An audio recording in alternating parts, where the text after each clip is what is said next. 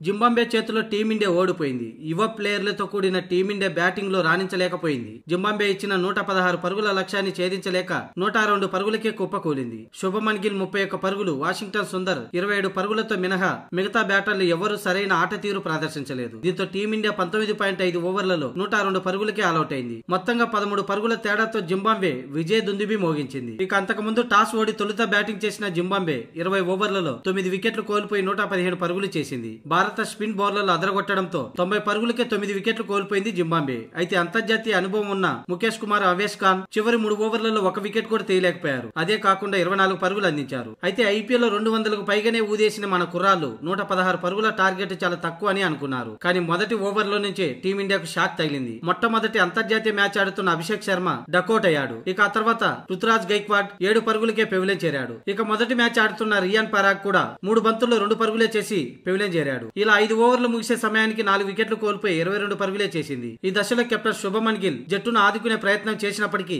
31 పరుగులు చేసి పెవిలియన్ చేరాడు. ఇక చివర్లో 34 బంతుల్లో 27 పరుగులు చేసిన వాషింగ్టన్ సుందర్ చివరి 2 ఓవర్లో కేవలం 5 పరుగులే చేశాడు. ఈ సమయంలో జింబాబ్వే బౌలర్లు అద్భుతంగా పుంజుకోవడంతో మ్యాచ్ 13 పరుగుల తేడాతో తొలి మ్యాచ్ లో విజయం సాధించింది. అయితే ఈ మధ్య రోహిత్ సేన T20 వరల్డ్ కప్ సాధించిన విషయం తెలిసిందే. అయితే యువ ఆటగాళ్లు జింబాబ్వేతో తొలి మ్యాచ్ లోనే ఓటమితో పరువు తీసేశారు.